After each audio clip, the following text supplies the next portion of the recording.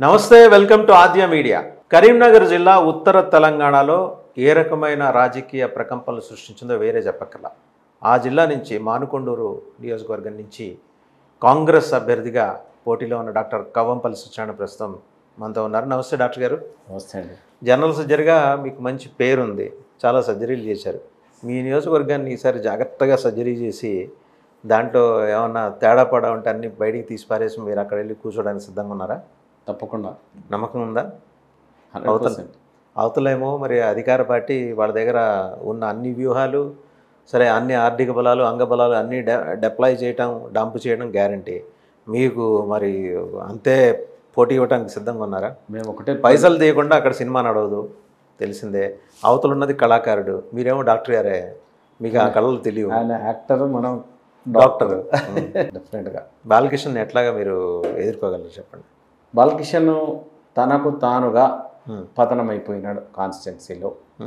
తను చేసినటువంటి అభివృద్ధి అంటూ ఏమీ లేదు చెప్పుకోవడానికి.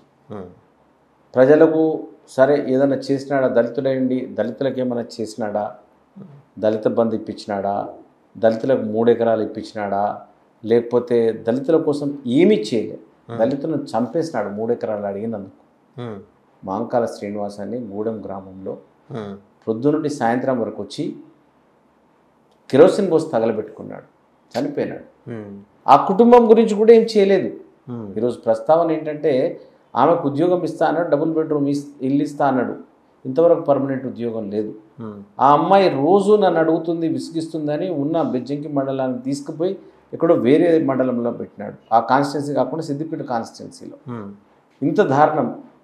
ఒక తన ఎస్సీ ఉండి ఎస్సీ అమ్మాయికి అన్యాయం చేసినాడు. నీ వల్ల ఒక ఎస్సీ చనిపోయినాడు, ఎట్లా ఓట్లు వేస్తారండి ఇక? ఇది తర్వాత తన పొలిటికల్గా వచ్చినప్పుడు ఎలక్షన్ కమిషన్ సబ్మిట్ చేసినటువంటి అఫిడవిట్లో 170 గజాల ఇల్లున్నది నాకు, అంతకన్నా ఏం లేదన్నాడు. ఈరోజు ఆస్తులు ఎన్ని వేల కోట్లు వెళ్ళిపోయినాయి. 50 ఎకరాల్లో ఫామ్ హౌస్ కట్టినాడు, పౌల్ట్రీ ఫామ్ పెట్టినాడు. హైదరాబాద్లో ప్రెస్టేజ్లో కొంపల్లిలో ఒక villa, it is costing more than 10 అట్లా అంటున్నారు. కృష్ణానగర్లో, బోయిన్పల్లిలో, ఇంకెక్కడో తీసుకున్నాడు. ఎయిర్ కండిషన్ పౌల్ట్రీ ఫామ్ పెట్టినాడు. ఇవన్నీ ప్రజలు గమనిస్తూ ఉన్నారు. నీ యాటిట్యూడ్, ప్రజలు ఎక్కడ పోతే అక్కడ తిరగబడతా ఉన్నారు. రోడ్లు మంచిగా లేవని సంవత్సరం క్రితం ఆయన కాన్వాయ్ మీద, ఆయన కారు మీద చెప్పులు వేయడం జరిగింది. ఈ నియోజకవర్గాల్లో ఎక్కడైనా జరిగిందా అండి? మా రోడ్డును అభివృద్ధి చేయలేదని గల్లా పట్టుకున్నారు ఆయనను. ధర్మారం అనే గ్రామం లోపల ఎక్కడ పోతే అక్కడ అడ్డుకుంటా ఉన్నారు. కాబట్టి ఈయన ఏం చేసింది లేదు, ఈయన వల్ల ప్రయోజనం లేదు అని ప్రజలు ఒక నిర్ణయానికి వచ్చినారు. కాంగ్రెస్ వైపు చూస్తూ ఉన్నారు. మచ్చలేని నాయకుడుగా మనం వాళ్ళ మధ్యలో ఉన్నాం. కాబట్టి 2009లో you started your career. PRP నుంచి కంటెస్ట్ చేశారు. Very low less margin, 2000 votes అంటే చాలా తక్కువ. దానికి కొంచెం ఎఫర్ట్ పెట్టుంటే మీరు గెలిచుండేవాళ్ళేమో. సరే, 14 కంటెస్ట్ చేశారు టీడీపీ నుంచి. You lost it because of Telangana settlement. 18 మీరు చేయలేదనుకుంటా. టికెట్ రాలేదు, చేయలేదు. సో టీడీపీ నుంచి మీరు రేవంత్ రెడ్డితో కలిసి బయటకు వచ్చారా? అవును, ఆయన సమక్షంలోనే కాంగ్రెస్లో చేరాం. బట్ మీ అధ్యక్షుడు సరే, ఆయనకు ఉత్సాహం ఎక్కువ, ఊపు ఎక్కువ, వయసు తక్కువ, కానీ అనుభవం కూడా ఎక్కువే. కానీ నోటి తొందర కొద్ది అన్న మాట ఇప్పటికీ కాంగ్రెస్ని హాంట్ చేయట్లా. ఏమన్నాడు ఆయన? మేము 80 వస్తే అందరూ మా దగ్గర ఉంటారు, 40 వస్తే నేను ఎవరిని ఆపలేను, వెళ్ళిపోయేవాళ్ళు వెళ్ళిపోతారని. కాంగ్రెస్ ఈజ్ ఫర్ సేల్ అనే ఒక ఇంప్రెషను పార్టీ రాష్ట్ర అధ్యక్షుడు కల్పించకూడదు కదా. ఉండొచ్చు కాక లోపల, కానీ అలా అనకూడదు కదా. దాన్ని టీఆర్ఎస్ లేదా బీఆర్ఎస్ ఇప్పుడు అడ్వాంటేజ్గా తీసుకుంది. అండ్ మీరేంటంటే మీరు రెడీగా ఉన్నారు అంటే, మీరు in the sense majority Congress నుంచి ఎంతమంది గెలిస్తే అందులో సగం మందిని మనం ఎత్తుకుపోవచ్చు అనే ధోరణిలో బీఆర్ఎస్ చీఫ్ ఆలోచన చేస్తున్నప్పుడు ప్రజలకు మీ మీద ఎందుకు నమ్మకం ఉండాలి? అంటే అప్పుడు మీ నిజాయితీ మీద నమ్మకం ఉండొచ్చు, బట్ మీ పార్టీ మీద నమ్మకం ఉండదుగా. అప్పుడున్న పరిస్థితులు వేరు. అప్పుడున్న అధ్యక్షుడు కానీ అప్పుడున్న నాయకులు ఆ ఎమ్మెల్యేల పట్ల ఒక ఆదరణ చూపించక వాళ్ళని అట్టి పెట్టుకోలే. కానీ ఈరోజు ఉన్న నాయకుడు వేరు. 100% రేవంత్ రెడ్డి గారు గట్టిగా పట్టుకుంటారు. క్లియర్ కట్ మ్యాండేట్ వస్తుందండి. ఈ బోటాబోటి మెజారిటీ లేదు ఈసారి. క్లియర్ కట్గా అధికారాన్ని కూర్చోబెట్టే మెజారిటీ వస్తుంది. మీరు 60-70 అంటున్నారు కానీ 80 వరకు వస్తుందని అన్ని విధాలు మేము గ్రౌండ్లో ఉంటాం, రోజువారీగా ప్రజలతో కలుస్తాం, వాళ్ళ అభిప్రాయాలు తెలుసుకుంటాం. కాబట్టి డెఫినెట్గా మీ నియోజకవర్గంలో ఎన్ని బూతులు ఉన్నాయి, మీరు ఎన్ని బూతుల వరకు మీరు నేరుగా కాంటాక్ట్ అవ్వగలిగారు? 316 బూతులు ఉన్నాయి. 316 బూతులను కాంటాక్ట్ అయ్యాను. నేనే బూత్ లెవెల్ ఏజెంట్స్ పెట్టాను, క్లస్టర్ ఇన్ఛార్జెస్ని పెట్టాను. ప్రతి ఇంటికి ప్రతి గడపకు తిరిగాను. నేను గడప గడపకు కవ్వంపల్లి అనే ఒక ప్రోగ్రాం పెట్టుకొని ఎవరు స్టార్ట్ చేయనప్పుడు నేను పోయిన సంవత్సరమే అక్టోబర్లో స్టార్ట్ చేశాను. అక్టోబర్ నుండి ఇప్పటి వరకు తిరుగుతూనే ఉన్నాను. ఎలా వస్తుంది అంటే మీకున్న ఫీడ్బ్యాక్? మీరు వెళ్ళినప్పుడు వచ్చే రెస్పాన్స్ వేరు, మీకు వస్తున్న ఫీడ్బ్యాక్, మీరు వెళ్ళొచ్చిన తర్వాత వచ్చే ఫీడ్బ్యాక్ వేరు. వెళ్ళొచ్చిన తర్వాత మీ ముఖం ముందు బ్రహ్మాండంగా అబ్బో డాక్టర్ ఆహో ఓహో కవంపల్లి. నేను వెళ్ళినప్పుడు అంతగా స్పందన లేదు, నేను వెళ్ళొచ్చిన తర్వాత స్పందన స్టార్ట్ అయింది. నేను వెళ్ళినప్పుడు కొంతమంది బయటకు వచ్చేది, ఇంటింటికి పోయి పలకరించి మాట్లాడి కాంగ్రెస్ వాళ్ళు ఇప్పుడు వచ్చిన. ఇప్పుడు ఏమైపోయిందంటే మనం అట్లా వెళ్తే అందరే వాళ్ళే వస్తున్నారు. That is the change. మనం అప్పుడు వాళ్ళ కోసం వెళ్ళాం, వాళ్ళు ఈరోజు కాంగ్రెస్ పార్టీ కావాలని వస్తున్నారు. ఒక హైపోథెటికల్ పొలిటికల్ టర్బులెంట్ వెదర్ ఒకటి ప్రివేల్ అయి ఉంది. ఒక అజంప్షన్ ఏంటంటే పొలిటికల్ కారిడార్స్ నుంచి ముగ్గురు కూడా సమాన పోరాటం చేస్తారు, సమానంగా తెచ్చుకుంటారు. 30, 35, 30 అట్లా టీఆర్ఎస్ కానీ కాంగ్రెస్ కానీ బీజేపీ కానీ. అప్పుడు షిండేలు మీ దగ్గర నుంచి ఎక్కువ మంది ఉంటారా లేకపోతే బీజేపీ నుంచి ఎక్కువ మంది ఉంటారా కాంగ్రెస్ ఇది టీఆర్ఎస్ కోసం? ఆయన రెడీగా ఉన్నారు కదా ఇలాగా. ఆయన అజంప్షన్ అది ఈజ్ ప్రెస్యూమింగ్. ఆ అజంప్షన్ అట్లా ఉండదు. 35 కాదు కదా, 3 సీట్లు కూడా రాను బీజేపీకి. ఇది 101% కరెక్ట్. ఎందుకంటే పార్టీ మైనస్లోకి వెళ్ళిపోయింది, 0 కూడా కాదు మైనస్లోకి వెళ్ళిపోయింది. అదేవిధంగా బీఆర్ఎస్ అనుకున్నట్టు వాళ్ళకి అంత 35 కూడా వచ్చే పరిస్థితి లేదు. పడిపోయినా సింగిల్ డిజిట్కే పడిపోవచ్చు, అంత వేవ్ ఉన్నది ఈసారి. మనం చూసినాం నిన్న కాక మొన్న సభ అయింది, విజయభేరి సభ తుక్కుగూడలో. జన ప్రవాహం నేను ఎప్పుడు చూడలేదండి 10 ఏళ్ల కాలంలో. అది నిజం, ఐ డూ అగ్రీ మీరు అన్నదాంతో. నిన్న విజయభేరి చాలా బాగా చేసినారు. బట్ మీ తాలూకు కన్సిస్టెన్సీ మీద చాలామందికి డౌట్స్ ఉన్నాయి కదా జనాలకి, పార్టీలకి. ఎందుకంటే మీరు ఎంతవరకు నిలబడదు. మీరు ఇక్కడ నేను ఇండివిజువల్గా మాట్లా మీ పార్టీ నాయకుల తీరు మీద 70 గ్రూపులు ఉంటాయి. ఒకళ్ళు అలుగుతారు, ఇంకోళ్ళని బుజ్జగించాలి, ఇంకొన్ని చంకనెత్తుకోవాలి, ఇంకొన్ని ఎత్తుకొని లాలించాలి, ఇన్ని చేయాలి, ఇన్ని రేవంత్ రెడ్డి చేయాలి. మధ్యలో ఆయనకి ఫ్రస్ట్రేషన్ వస్తుంది, మీరందరూ హోంగార్డులని ఒక్కడే ఐపీఎస్ అంటాడు. ఇన్ని డిఫరెంట్ విచిత్ర 360 డిగ్రీస్లో కాంగ్రెస్ని స్కాన్ చేస్తే ఉన్న అవలక్షణాలు ఇవి. వీటిని మీరు ఓవర్కమ్ చేయగలరా మీ పార్టీ? ఆల్రెడీ ఠాక్రే గారు వచ్చిన తర్వాత ఇవన్నీ కూడా హర్డల్స్ ఏవైతే ఉన్నాయో మీరు అనుకుంటున్నటువంటి గ్రూప్, నేను అనుకుంటా కనిపిస్తున్న గ్రూపులే అనుకోండి, మీరు చెప్తున్నటువంటి ఏదైనా కూడా ఇప్పుడు అన్నీ కూడా సమసిపోయినాయి. అందరూ ఏకతాటిపైకి వచ్చినారు. రాహుల్ గాంధీ గారు ఒక కండిషన్ పెట్టినారు, మీరందరూ ఈ గ్రూపులు తీసేస్తేనే ఉంటుందని. ఆయన కూడా ప్రత్యక్షంగా ఆయనే మానిటర్ చేస్తూ ఉన్నారు. ఠాక్రే గారు ఇక్కడే ఉంటున్నారు. రేవంత్ రెడ్డి గారు కూడా ప్రతి విషయంలో చొరవ తీసుకొని పర్సనల్గా ఆయన మేనేజ్ చేస్తాం. కాబట్టి ఆ గ్రూపుల సమస్యలు, వర్గాల సమస్యలు, 70 వర్గాలు లేవు, 70 గ్రూపులు లేవు. ఇప్పుడు అందరూ కూడా కాంగ్రెస్ ఒకటే గ్రూప్. అది టీఆర్ఎస్ కొట్టడానికే, ఎలక్షన్లోకి గెలవడానికి. కాంగ్రెస్లో దిగ్గజాలు అనగలని వాళ్ళు లేదా సీఎం రేస్లో ఖచ్చితంగా ఉంటారనుకున్న ఒక 7-8 మందితోటి కేసీఆర్ సంప్రదింపుల్లోకి వెళ్ళారు. రకరకాల ఆఫర్స్ తోటి వాళ్ళని లీవ్ చేసి తీసుకెళ్ళిపోతున్నారు. అరే భయ్ ఎట్లాగో మీరున్న అతనికి ఉద్యమంతో సంబంధం లేదా రేవంత్ రెడ్డికి, అట్లాంటి వాటి దగ్గర మీరు పనిచేయటం ఏంటి, మనం ఉద్యమ పార్టీ, నా దగ్గర ఉండండి, చూడు మీ ఎంతమందిని నేను అకామిడేట్ చేశాను, ఎంతమందికి ఎన్ని ఆఫర్స్ ఇచ్చాను, ఎలా ఆర్థికంగా ఆదుకున్నాను, ఇలా చెప్పి నెమ్మదిగా దూతున్నారంట. నిజమేనా? అంటే అది ఒక ఊహాజనితమైన ప్రశ్న, కానీ ఎస్టాబ్లిష్డ్ బిగ్ షాట్స్ నేను చెప్పేది. ఇప్పుడు రేపు కాంగ్రెస్ అధికారంలోకి వచ్చిందని రాగానే వెంటనే కలుగులోంచి బయటకు వచ్చి నేను సీఎం అభ్యర్థి అని చెప్పుకునే వాళ్ళు కనీసం 10 మంది ఉన్నారు మీ దగ్గర, అవునా కదా?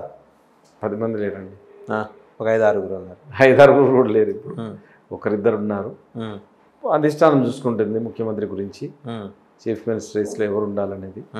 కాబట్టి ఆ తెలంగాణ ఏర్పడితే దళితుడే ముఖ్యమంత్రి అని కేసీఆర్ అన్నారు. ఆయన నెరవేర్చలేకపోయారు. కాంగ్రెస్ నెరవేరుస్తుందా? మీరు దళితుడే. మేము దళితులు అని చెప్పలే కదా, ఆల్రెడీ ఇచ్చినామండి. దామోదరం సంజీవయ్య దళితుడు. దామోదరం సంజీవయ్య మీరు ఉమ్మడి రాష్ట్రం గురించి మాట్లాడుతున్నారు. ఆయన ఆంధ్రప్రదేశ్ నుంచి ఉన్నారు, కర్నూలు జిల్లా నుంచి. నేను చెప్పే తెలంగాణ గడ్డ నుంచి ఒక దళితుడికి ముఖ్యమంత్రి పదవి కాంగ్రెస్ ఇవ్వడానికి సిద్ధంగా ఉందా? మీ జాతీయ అధ్యక్షుడు దళితుడు మల్లికార్జున ఖర్గే. అవును, ఎలక్షన్స్ అయిన తర్వాత మ్యాండేట్ వచ్చిన తర్వాత ఎవరిని ఎన్నుకుంటే వాళ్ళు ముఖ్యమంత్రి అవుతారు. మీరు అనుకుంటానా పైన హైకమాండ్ సీల్ కవర్లో పంపిస్తారు? లేదు, ఇక్కడ కూర్చున్న తర్వాత సిఎల్పిలో భేటీ అయిన తర్వాత అప్పుడు నిర్ణయిస్తారు. యాజిటీస్గా మీ నియోజకవర్గం గురించి చెప్పండి. మానుకొండూరులో సరే దళితులు ఎక్కువ రిజర్వ్డ్, అందులో దళితుల్లో కూడా మరి 2 సామాజిక వర్గాలు, ప్రధాన సామాజిక వర్గాలు మాల మాదిగ. అందులో మీరు చెప్పారు మాదిగ సామాజిక వర్గం చాలా ఎక్కువ. మాల సామాజిక వర్గం ఎటుంది, వాళ్ళు ఎంతమంది ఉన్నారు, అలాగే రెడ్లు ఎంత, వెల్లములు ఎంత, ఇవన్నీ కూడా వస్తాయి. ఇవాళ మనం గొంగళ్ళలో కూర్చొని కులం గురించి మాట్లాడద్దంటే ఎట్లా, అన్నీ వస్తాయి. అక్కడ మీరు ఆ క్యాస్ట్ పోల్ మేనేజ్మెంట్ మీరు ఎలా చేయగలుగుతున్నారు, ఎలా చేస్తారని మీకు నమ్మకం ఉంది? మాదిగలు అనేటోళ్ళు, మాలలు అనేటోళ్ళు ఇప్పటి నుంచి కూడా కాంగ్రెస్ పార్టీకే ఉన్నారు. మధ్యలో ఈయన ఒక ఆశ చూపించి దళితులకు 3 ఎకరాలని, దళితులకు డబుల్ బెడ్రూమ్లని, దళిత బంధు అని కొంచెం ఆశలు చూపించినారు కాబట్టి వాళ్ళు వెళ్ళిపోయినారు. పేద ప్రజలు లేని వాళ్ళు కాబట్టి వస్తుందేమో అని ఒక ఆశతో పోయినారు. కానీ అక్కడ ఈయన నెరవేర్చలేదు కాబట్టి మళ్ళీ కాంగ్రెస్ వైపే చూస్తూ ఉన్నారు. ఎందుకంటే ఇందిరమ్మ ఇల్లు కట్టిన ఇల్లు ఉన్నాయి, నిదర్శనం కాంగ్రెస్ వాళ్ళు చేసిండ్రు అన్నదానికి నిదర్శనం అది. మరి ఈయన ఏం చేయలేదు కాబట్టి పోల్చుకొని ఈరోజు మళ్ళీ కాంగ్రెస్ వైపు వస్తుంది. వాటికి వాళ్ళ హరీష్ రావు గారు కేటీఆర్ హరీష్ రావు గారు అనుకుంటా ఆ డబుల్ బెడ్రూమ్ ఇల్లు ఇచ్చినారు. డబుల్ బెడ్రూమ్ ఎన్ని ఇచ్చినారండి? మీరు ఏ ఊరికి వెళ్ళినా 200 ఇళ్ళకి తక్కువ లేవు. వీళ్ళు 10-5లో ఇస్తే ఎక్కడ సరిపోతుందండి? ఇస్తారు, ఇంకా 6 నెలలు ఉంది, అదే ఇంకా 3 నెలలు ఉంది. 3 నెలలు ఎక్కడిది? రేపు ఎలక్షన్ షెడ్యూల్ వస్తుంది. అక్టోబర్ 6 తర్వాత నోటిఫికేషన్ రావాలి. లాస్ట్ ఓటర్ లిస్ట్ అంతా కూడా October 6 is the final day. After that you have to announce. ఎన్ని దొంగ ఓట్లు మీరు ఐడెంటిఫై చేశారు మీ దాంట్లో? ఒకే ఇంట్లో 50-100 అట్లా చూసాం. హైదరాబాద్లో ఒకే ఇంట్లో 7,800 ఓట్లు వచ్చినాయి.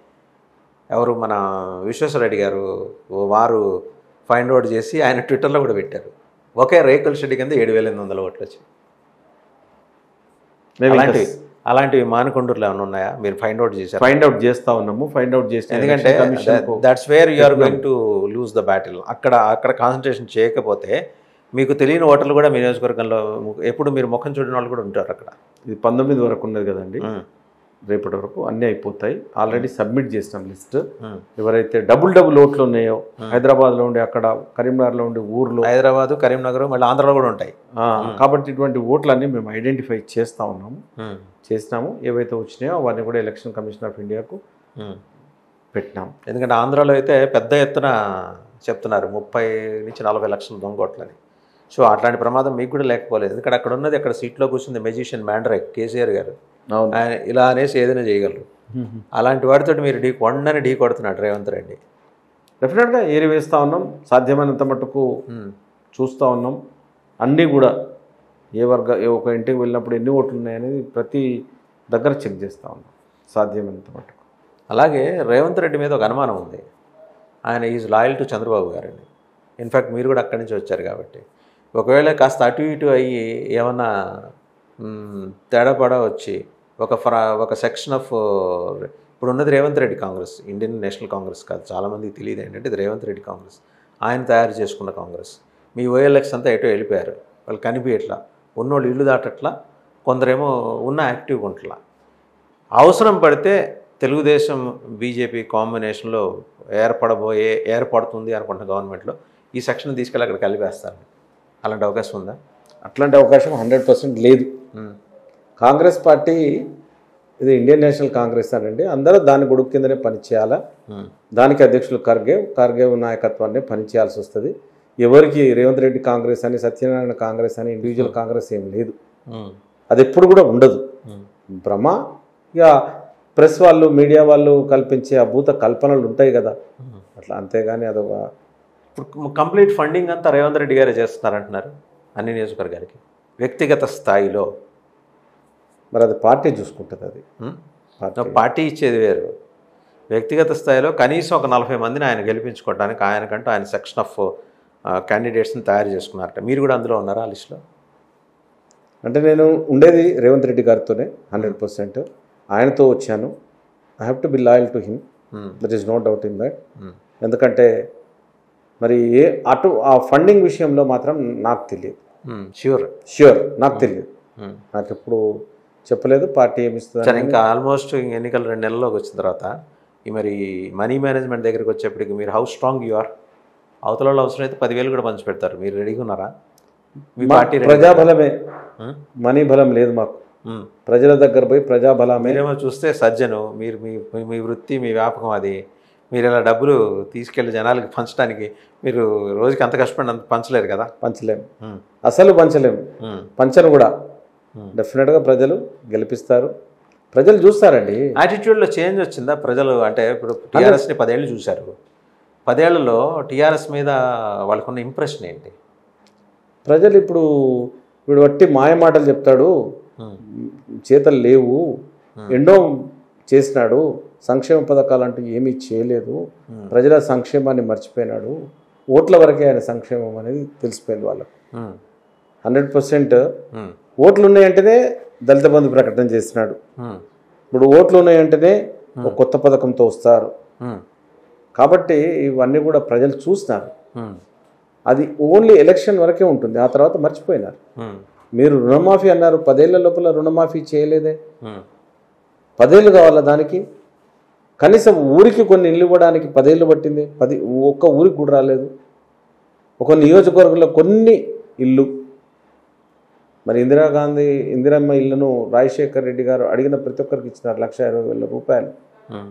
అది 2009 కథ, మరి ఇప్పటికి పెరిగింది దాని కాస్ట్. నమ్మకం లేదండి ప్రజలకు, వీడు కట్టిస్తారనేది, కేసీఆర్ చేస్తారనేది నమ్మకం లేదు. అందరు చెప్తా ఉన్నారు మాయ మాటలు, అబద్ధాలు, మోసాలకు నిలయం టీఆర్ఎస్ పార్టీ అంటేనే. ప్రజల్ని మోసం చేసి ఓట్లు వేయించుకున్నారు కానీ పనులు చేసి కాదు. ఎన్ని చుట్టూ చుట్టారు ఇప్పటికి నియోజకవర్గాన్ని? మీరు 317 బూతులు అన్నారు. ఎన్ని రౌండ్స్ అయినాయి? ఒక్కొక్క విలేజ్కి అట్లీస్ట్ 3-4 టైమ్స్ పోయింటా, ఇంకెక్కువనే పోయింటా, లెక్కలేని అన్నిసార్లు. పొద్దున్నేస్తే నా ప్రపంచమే అది కదండి. మీ క్లస్టర్ ఇన్ఛార్జెస్, మీ పోలింగ్ బూత్ ఏజెంట్స్ అందరూ మీ కంట్రోల్లో ఉంటారు ఖచ్చితంగా. చివరి నిమిషంలో టీఆర్ఎస్ ఈ 5 సంవత్సరాలు కష్టపడ్డారు కదండి. 5 సంవత్సరాల్లో వాళ్ళు అనుభవించిన బాధలు వాళ్ళకి తెలుసు కదా. వాళ్ళు ఎన్నోసార్లు వల వేసి ఉంటారు కదా. చిన్న లీడర్ దొరికితే కొనుక్కపోయే తత్వం. అంటే వాళ్ళందరూ పోగానే మిగిలినోళ్ళే కదా వీళ్ళు. ఓకే, కాబట్టి డెఫినెట్గా ఉంటారు, కాంగ్రెస్ పార్టీ కోసం కష్టపడతారు, కాంగ్రెస్ పార్టీని గెలిపించడానికి వాళ్ళ ప్రాణాలు కూడా లెక్క చేయరు. Right, thank you doctor Satyanarayana గారు. డాక్టర్ కవంపల్లి సత్యనారాయణ చాలా కాన్ఫిడెంట్గా ఉన్నారు. 317 పోలింగ్ బూత్లు ఉన్న మానకొండూరు నియోజకవర్గంలో దగ్గర ఒక్కొక్క పోలింగ్ బూత్ ఏరియాని 3-4 దఫాలు ఆయన ఆల్రెడీ చుట్టేశాడు. ఈ వల వేస్తే పడిపోయేవాళ్ళు, ఇంకా ఆశ చూపిస్తే జారుకునేవాళ్ళు, ఇలాంటి అందరూ పోగా మిగిలిన వాళ్ళే ప్రస్తుతం ఆయన నియోజకవర్గంలో క్లస్టర్ ఇన్ఛార్జెస్గా, పోలింగ్ బూత్ ఏజెంట్స్గా ఉన్నారు. కాబట్టి ఈ సో కాన్ఫిడెంట్. పైసలు ఎట్టి బస్సులో తీసేది లేదు. ఆయన చాలా క్లారిటీతో చెప్తున్నారు ప్రజాబలమే తనకుందని. బట్ అవతల ఉన్నది మాంత్రికుడు ఉన్నప్పుడు మరి ఆ మాంత్రికుడు చేసే విన్యాసాలకి కాంగ్రెస్ పార్టీ ఎలా తట్టుకొని నిలబడుతుంది? అవతల కళాకారుడు ఉన్నాడు, ఆయన యాక్టర్, ఈయన డాక్టర్. యాక్టర్ని కోరుకుంటారా, డాక్టర్ని కోరుకుంటారా అంటే డాక్టర్కే మొగ్గు అని అంటున్నారు.